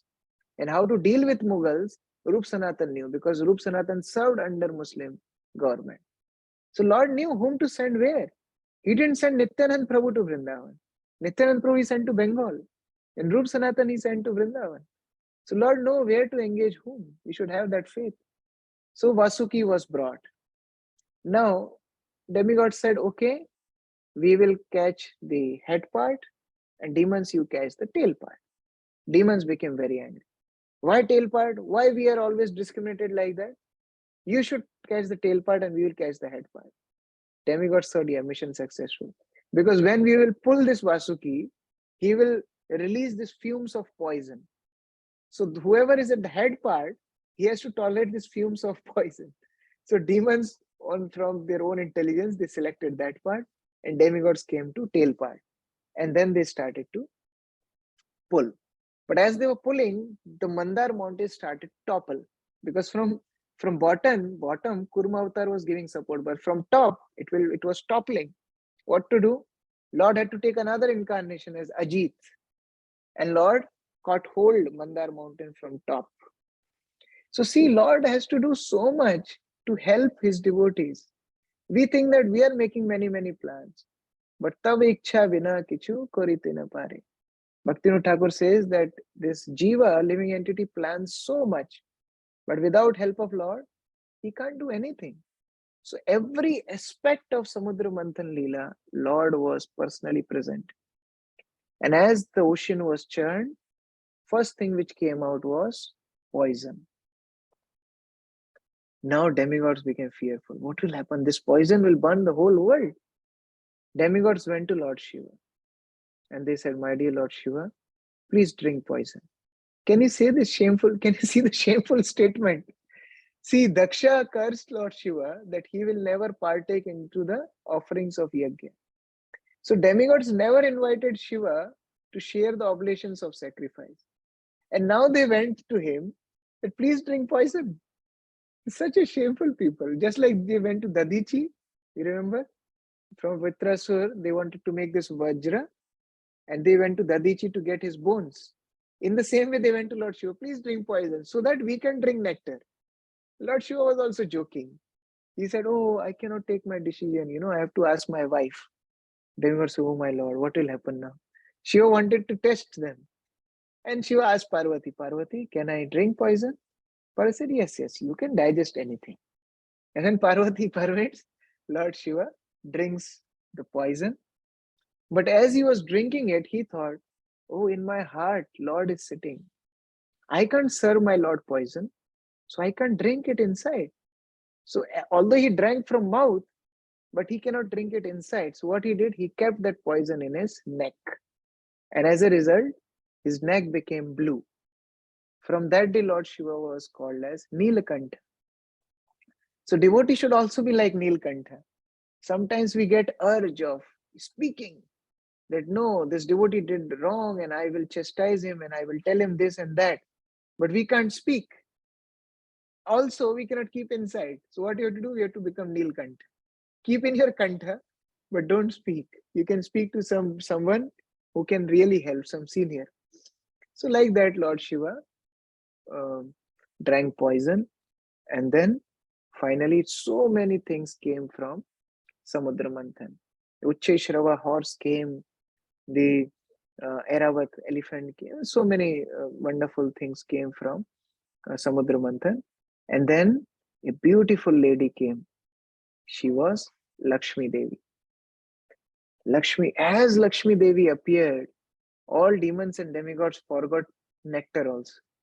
They thought, forget about nectar, look at her. She's so beautiful. And all wanted that Lakshmi should become their wife. But Lakshmi was seeing everyone, all demigods, all demons. Lakshmi was just examining them, that everybody is full of faults. No one is perfect in this world. If you really want perfect relation, then only one person, Lord Vishnu. He can only be a perfect relative. Nobody else. Everybody is selfish. So Lakshmi said, I don't want to go into any selfish relationship. I want to have a pure, selfless relationship. And therefore, she decided that I will marry Lord Vishnu. She approaches Lord Vishnu, and then Lakshmi was married to Lord Vishnu. After that, finally, Dhanvantari comes with a pot of nectar. As Dhanvantari comes, the demons snatch pot from his hand, and they started to fight among themselves. Who will drink? Who will drink? The Lord said that they will spoil everything. Lord did take another incarnation, Mohini Avatar. She was so beautiful. See, Krishna is all attractive, being a male. Imagine if Krishna becomes female, how attractive he will be. So Mohini Avatar was so attractive. All these demons with the pot of nectar, they went to him. They said, who are you? Another demon said, it doesn't matter whoever she is. Look at her, she's so beautiful. So somebody said, what about this Amrit? What to do about nectar? Another demon said, forget about this pot of Amrit. Look at, she's walking Amrit. She's, she's walking Amrit. Just taste her beauty. Demigod said that, okay, then give us Amrit. You don't want Amrit, you want her, you take her, give us Amrit. Demon said, no, let her decide. Whatever she will tell, we will accept. They were so fascinated with Mohini's beauty. He said, whatever you will tell, we will accept. And they handed over this pot of nectar to Lord Vishnu in the form of Mohini. Then Mohini Avatar said that, okay, you all sit in 2 rows and I will feed everybody. So then Mohini was changing pots. She was feeding nectar to the demigods, and she was feeding plain water to demons. One demon, Rahu, noticed this, and he came from the queue of demons to the queue of demigods, and by mistake, Mohini fed Rahu nectar. But Surya and Chandra, sun and moon, saw that, and they pointed out that he is a demon. And in the meantime, Lord Vishnu released his chakra to cut his head. But because he drank nectar, he became immortal. And because of cutting the head, his head part became Rahu and body part became Ketu. So they both became Rahu and Ketu. And because sun and moon pointed out their mistake, Rahu and Ketu decided, okay, we will take revenge. So Rahu and Ketu always come and they eclipse sun and moon. So anyway, the demigods drank nectar, but because they offended Durvasa, still they were not that powerful. They fought with demons, they killed demons, but still demigods were not that powerful as before. And here all demons were killed. Their Guru Shukracharya saved them. Shukracharya knew one special technique called Sanjeevani. And with that technique, he revived the lives of demons. And he made one particular demon as their leader. His name was Bali Maharaj. So Bali Maharaj was given new life by Shukracharya. And as Bali Maharaj got this new life, he became so grateful to Shukracharya. He started to serve Shukracharya with all his life and soul. Shukracharya told Bali Maharaj, you do many sacrifices. Bali Maharaj, you serve the cows. Bali Maharaj, you do charity. And Bali Maharaj started to follow all instructions of his spiritual master. Look, here is an apparent demon, Bali Maharaj. He is listening to his spiritual master. And their demigods who drank nectar, they disrespected Brihaspati. Now, as a result, when Bali Maharaj attacked Amaravati, the heavenly kingdom of Indra, just by seeing Bali Maharaj's strength and um, uh, glow on his body, demigods became terrified. Just by seeing him, they didn't fight. Bali Maharaj was not drinking nectar; he was mortal, and demigods had already drank nectar. But then also they were fearful of Bali Maharaj, and they escaped. Some demigod became bird, some demigod became mouse, and they all vacated heaven. When Bali Maharaj entered heaven, he found nobody because all demigods left in fear of Bali Maharaj. So then Bali Maharaj became king of heaven, and Bali Maharaj was doing many, many yajnas. Now, seeing this condition of demigods, somebody is hiding like a parrot, somebody is hiding like a sparrow, somebody is hiding like a snake. Their mother Aditi became very unhappy. See, mother cannot tolerate, the misery of the children. So Aditi became very worried that, my children are suffering like this. And she went to Kashyap. She told that, my children are suffering like this. So please help me. So Kashyap tells her also the same thing. Do Payovrata. So Aditi does Payovrata. She drinks only milk and does severe austerities. As a result, Lord Vishnu becomes her son. He comes in the form of Vamandev. So Vamandev appears from the body of Aditi. Vamandev asks Aditi, my dear mother, what do you want? Aditi says, my dear Lord, my sons are suffering a lot because of Bali. So you can kill Bali. Vamandev said, no, my mother, I cannot do that. Why? Because I am father of everyone. Sarva Yonishu Konte. But more than that, you are a devotee, demigods are devotees, and Bali is also devotee. I can't kill my devotees. I am protector of my devotees. Name Bhakta Pranashyati. I already declared that my devotee never perishes. So I can't kill my devotees. Aham Bhakta Paradhina. I am under them. But Aditi said, then how you will help me? Vamandev said, I cannot kill him, but I can beg from him. Since I am dependent on my devotees, I can beg from them. So Aditi said, okay, as per as your wish, please help us. So then Vamandev decided to beg. So as Vamandev appeared, he was so beautiful. He was a dwarf. He was small in height. Short legs, small hands, very beautiful. Apsaras were dancing in heaven. Gandharvas were singing praises. And all great sages, demigods, Manus, Pitas, fire gods, everybody came and offered their prayers. Their conch shells, kettle drums, different type of musical instruments. All Gandharvas were playing in concert. And their different Siddhas, Vidyadharas, everybody was dancing that Lord Vamandev came and now he will save us. His father, Kashyap Muni, performed the birth ceremony. Mother Earth appeared and offered her deer skin. He had to wear some clothes. So Mother Earth gave her clothes, deer skin. Soma, the moon god, came and gave him Brahmadanda. Brahmacharis carry one rod that is given to Vamandev by moon god.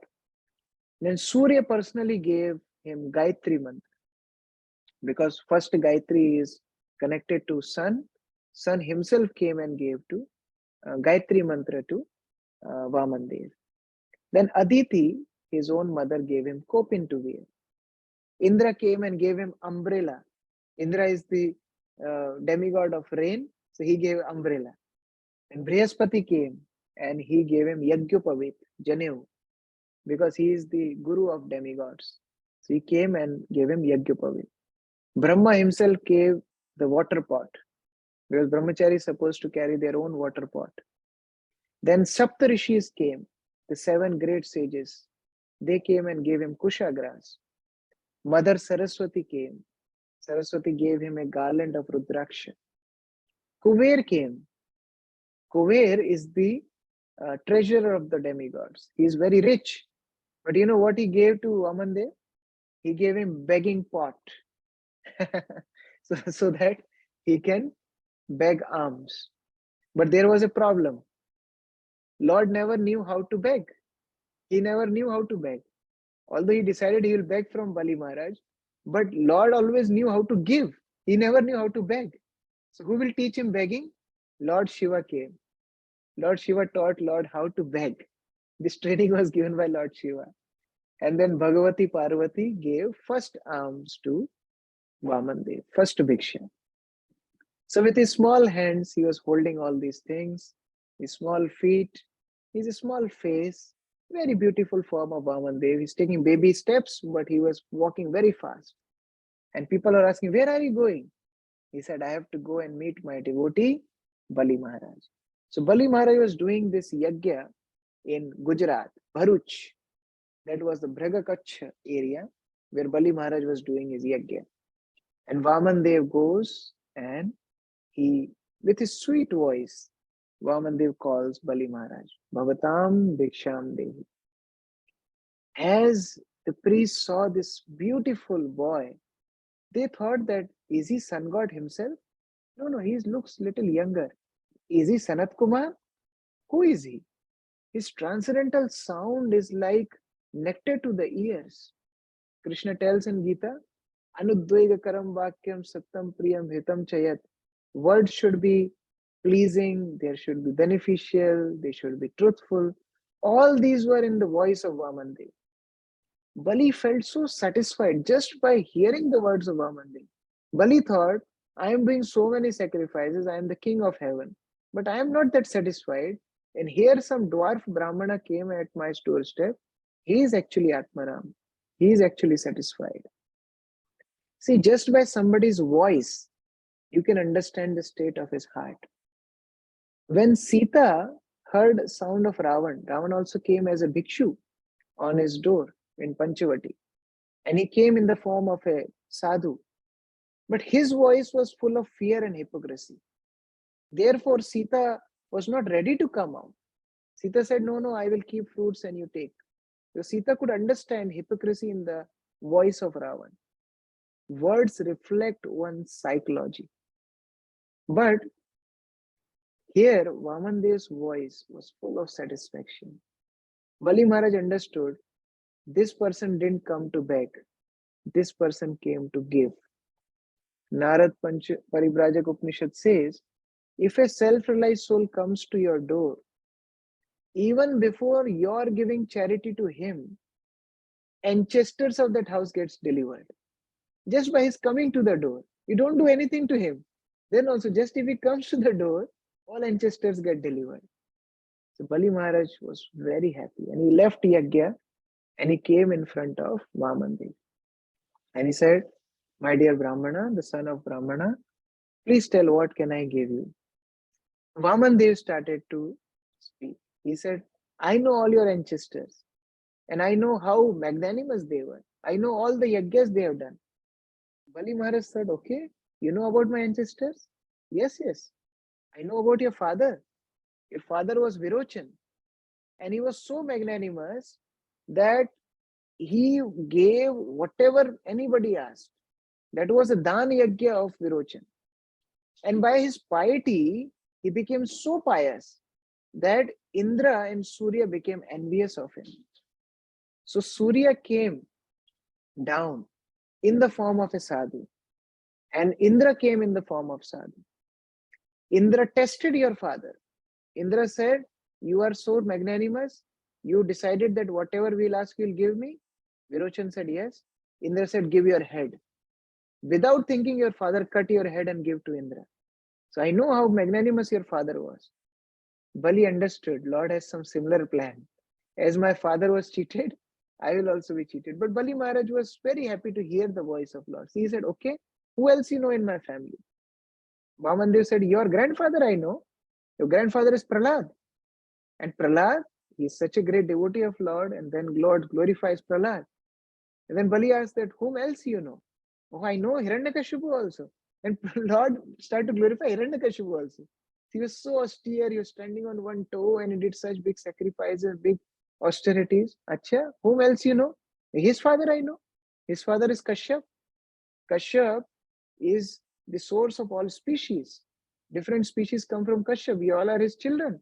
So Kashyap is such a great sadhu. Acha, whom else you know? Kashyap's father Marichi I know. He's always engaged in doing yajnas. Acha, whom else you know?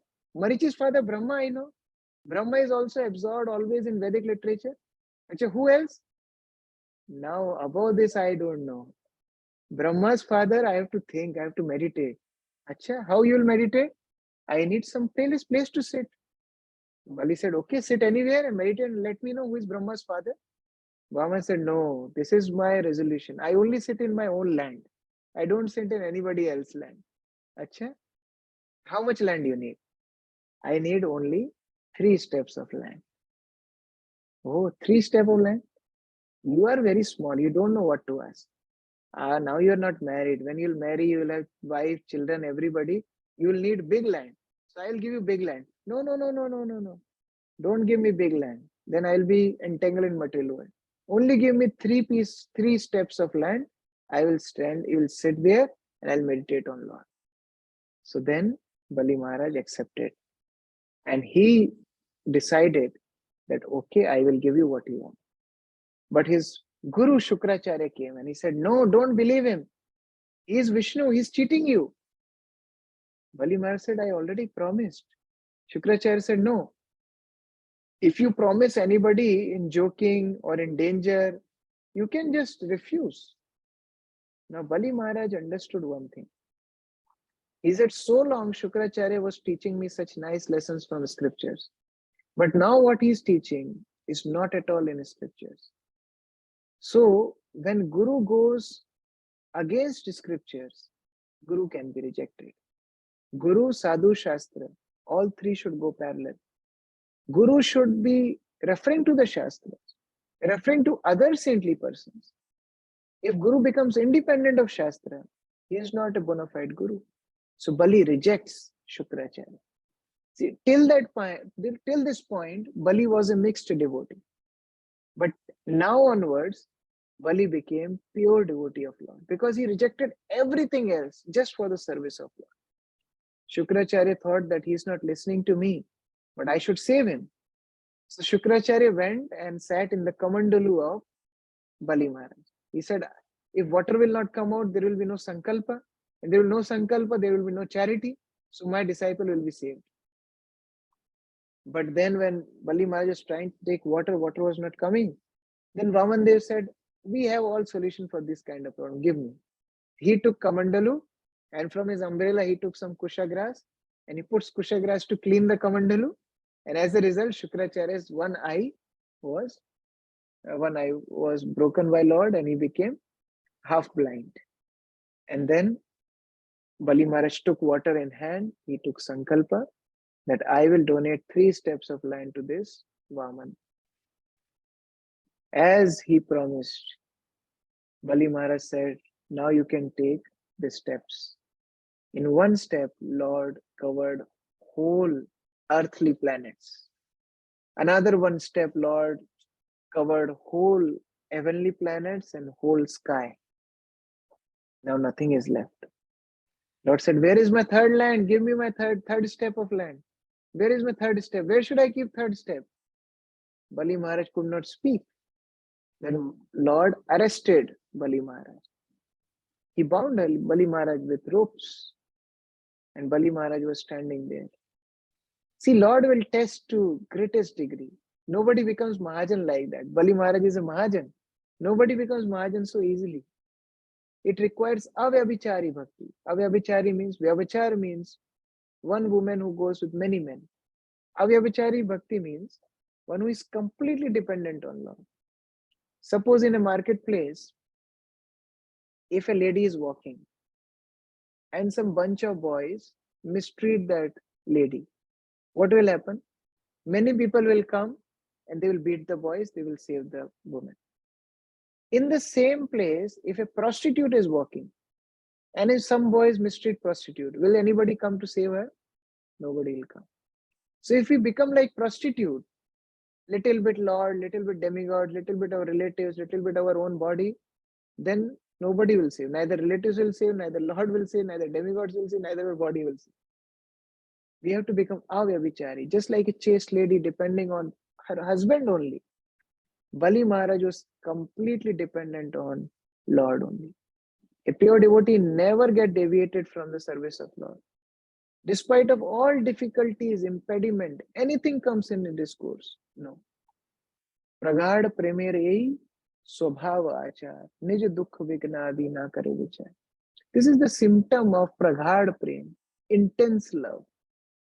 That one doesn't think what is wrong with me, what is misery with me. No, Lord should be pleased. That is the symptom of a pure devotee. Like when Srila Prabhupada's factory was burned, Srila Prabhupada simply smiled and he said, it's Krishna's mercy.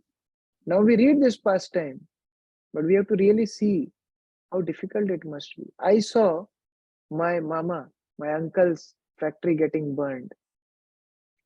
My uncle was jumping in the fire. People were catching him. He said, my factory is getting burned. Now my whole life is spoiled. What I'll do by living? Let me also die. People are affected by such things. Srila Prabhupada was just smiling. He said, it's just Krishna's mercy. So this is, speciality of pure devotee.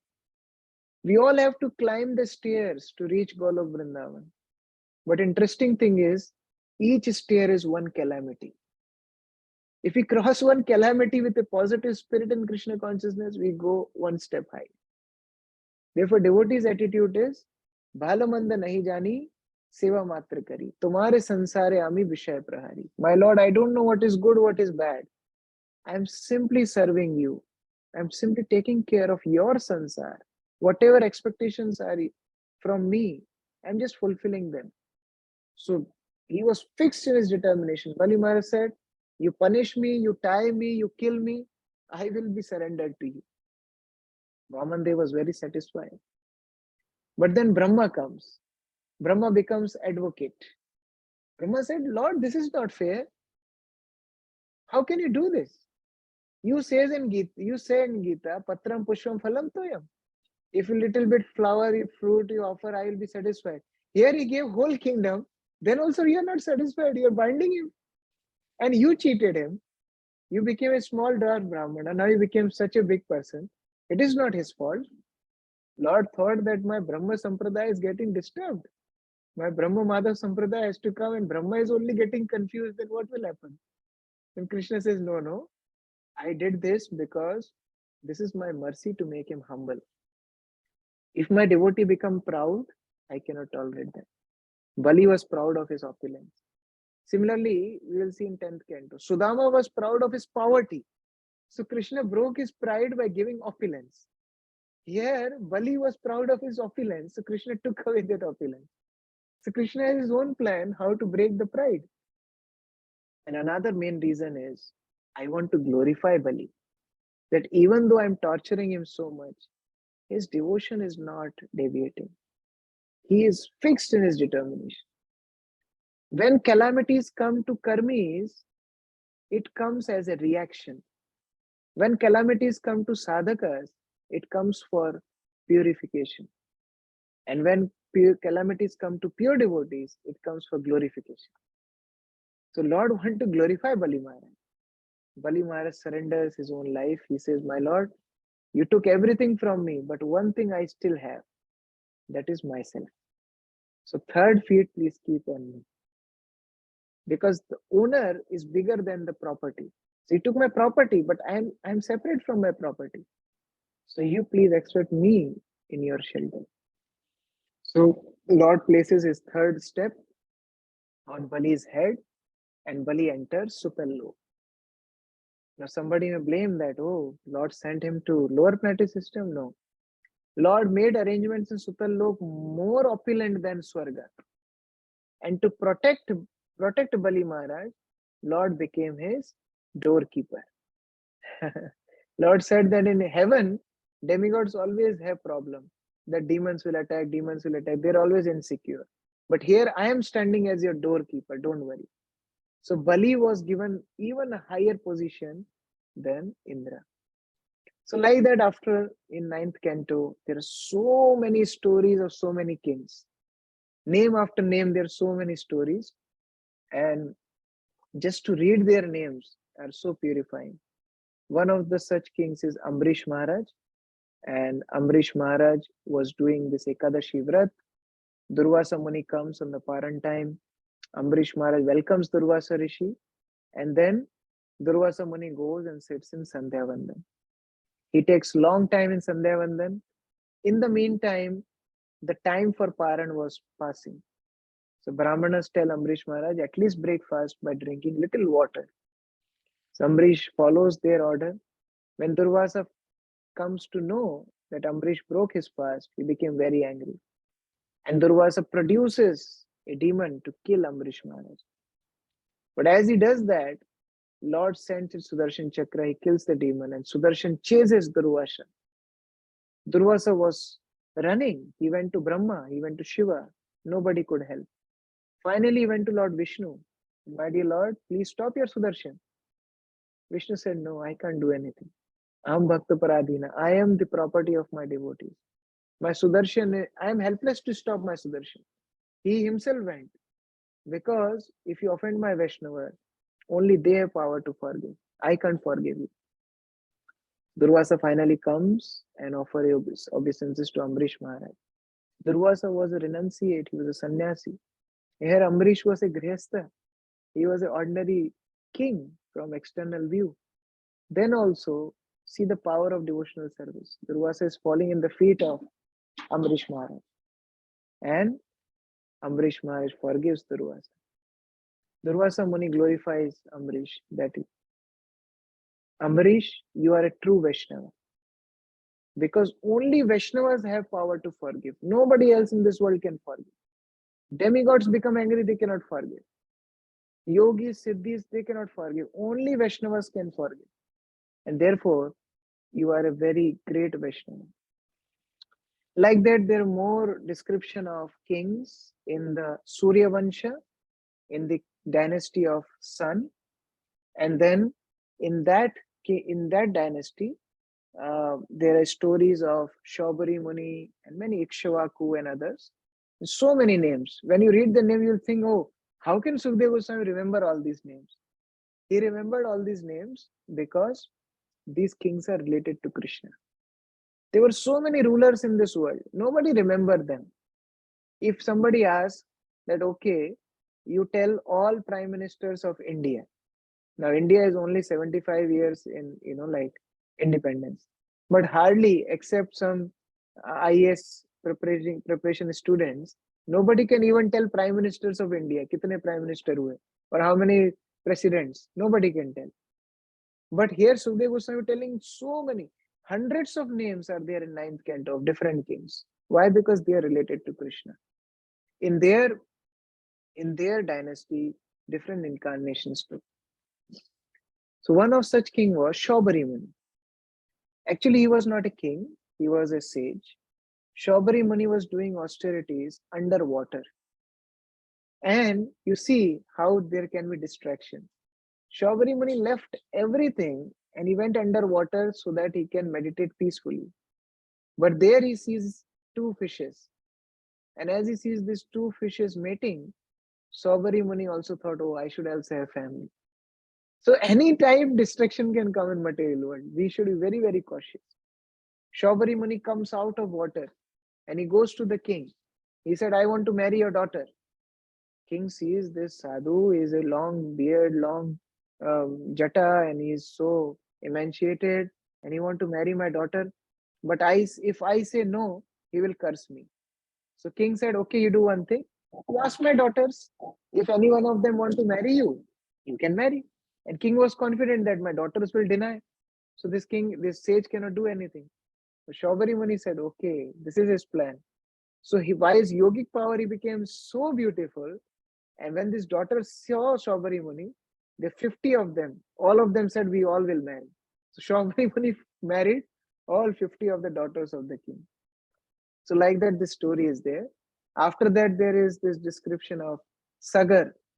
The Sagar, who has 60,000 sons, they were um, they went to Kapil's ashram, and they thought that Kapil Muni has stolen the horse of Sagar, and as a result, they were they all died because Kapil Muni opened his eyes, and by the yogic power of Kapil Muni, all these sons, 60,000 sons of Sagar died. After that, Asamanjas went to search them. Dilip comes, Bhagirath comes, and Bhagirath brings Ganga to deliver the 60,000 sons of Sagar. So that story is also there. Finally, in this dynasty, in Sun dynasty, main incarnation comes. Who is that? The son of Dashrath Maharaj, Lord Ramchandra. So in one chapter, Sukdev Goswami tells the pastimes of Lord Ramchandra, how he accepted the orders of his father. He went to forest. Sita was kidnapped, and he killed Ravan. And after that, he ruled over Ayodhya. So after listening to this whole Sun dynasty, then Parikshit Maharaj desired to hear about Moon dynasty. So Sukdev Goswami started to tell about Chandra Vansha. There is this different stories of Pururava and Urvashi, Parshuram, Yayati, and then comes about Yadu. So it so happened that Yayati was a great king in Chandravansha, and he was supposed to be married with Devayani. But Devayani was daughter of Shukracharya. Sarmishta was another girl of a king. There was some confusion and they both fought. Sarmishta, although she was the king of a daughter of a king, Sarmishta was brought as a slave to Devayani. And they both started living with Yayati. But Yayati could not control him, and Yayati mated with Sarmishta also. That made Devayani very angry. Devayani was the wife of Yayati, and Sarmishta was slave of Devayani. But Yayati mated with the slave. That made the wife upset. I'm just telling in very short. So I don't know how much is going, but we have very short time. So that made Devayani very angry, and she went to her father, Shukracharya, that my husband cheated me. Shukracharya cursed Yayati, that Yayati, you become old. Now Yayati started to cry that, my dear father-in-law, you gave me such horrible curse. I was still young, I had so many desires to fulfill, and you made me old. How this will happen? And see, I will become old, but your daughter will suffer because your daughter is my wife. I'll become old, she will suffer. Then Shukracharya said, yeah, this is good point. So Shukracharya said, okay, you have 5 sons. If they can give their youth to you and accept your old age, then your old age will go, you will again become youth. Yayati has 5 sons. So he asked all the sons that, will you exchange your youth with me? Will you take my old age? The eldest one was Yadu. Yadu flatly denied, I won't take your old age. Oh, how can you deny me? You are my eldest son. Duty of son is to follow father's request. Yadu denied. Acharyas give nice explanation to this. Yadu was dharma shilasya. He knew what is dharma. He knew because of his lusty desires, today Yayati is in this condition. And if I give my youth to him, he will again be slave of his lusty desires. And I will also lose my youth. Now suppose a father is having cancer because of so much smoking. And father asks son, can you give me another cigarette? No, son is not supposed to give him cigarette. Denying father is his dharma that time. Yadu denied, I will not give you my youth. But internal reason is, in Yadu's family, Krishna was to be born. He is Yaduvanshi. So if Yadu would have given his youth to Yayati, he would have become old. Nobody would have married Yadu. And if nobody would have married Yadu, Yadu would not have dynasty. And if Yadu would not have dynasty, the Krishna would have taken birth in any other dynasty. Yadu said, why I will lose that opportunity? I want Krishna to come in my dynasty. So therefore, Yadu denied that I will not take your old age. And in that dynasty, Krishna will be born. So in short, Sukadeva Goswami told that Krishna and Balaram was born in Yadu dynasty. They did nice pastimes, they killed Kansa, and that's it. Parikshit Maharaj said, no, this will not happen. Now you came to the real thing and you are saying in short, I cannot tolerate this. Parikshit Maharaj was hungry, thirsty. Sukadeva Swami said that you must be hungry, you must be thirsty. It's already 3.5 days. I am telling you Bhagavad Katha. You must be very hungry and thirsty. Parikshit Maharaj said, no, I am drinking. So they thought, how is drinking? I am continuously speaking. How is drinking? Are you drinking something? Yes, I am continuously drinking. What you are drinking? I am drinking the nectarian pastimes of the Lord. And I am very much satisfied. Don't worry about my thirst and hunger. Please tell me in detail. Vistarat. Please tell me in detail about Krishna's pastime. Don't cut this. You have cut enough. You have told me all these things in short, but I will not tolerate any further. Krishna, you should tell in detail. What about Takshat? Let Takshat come. You just continue telling about Krishna now. So now rest of 3.5 days, Sukadeva only told about Krishna. Till now there are 9,000 verses of Bhagavatam till 9th canto. But now next 10th, 11th and 12th canto is just 9,000 verses about Krishna's glorification. And that what Sukadeva Goswami starts from next 10th canto, first chapter. So we'll also start from tomorrow, this 10th canto. Hare Krishna. Srila Prabhupada ki jai. Samaveta Bhaktivinoda ki jai. I'm sorry I had to rush the end part, but if I would have gone in detail with all these kings, then we would never start the 10th canto. So tomorrow we'll start 10th canto. Hare Krishna. Any questions? Anybody has any question? They can't unmute, huh? We can. You can. Yes, yes. Can. Okay. Okay. So no question, then we can end. Hare Krishna. Thank you, Prabhuji. Thank you so much for again giving us this nectarian pastimes of all the devotees and about demigods, giving us all the knowledge. Thank you so much. And Prabhuji, I was wondering, how do you remember so many stories, the pastimes? You are giving me opportunity to study. So before every class, I have to study. Although it's 2 hours class, but for that I have to study 2 cantos. So thank you very much. You are giving me this opportunity to study. Hare Krishna. Prabhuji, thank you so much. So let us express our gratitude to Prabhuji by saying Hare Krishna Mahamantra and Vaishnava Pranamantra. Hare Krishna, Hare Krishna, Krishna, Hare Krishna, Krishna Krishna, Hare Hare, Hare Ram, Ram, Ram. Vancha Kalpatarvesha Kripa Patitana Pavane Vaishnavati Jai. His Grace Krishna Kishore Prabhu ki Jai. Jai.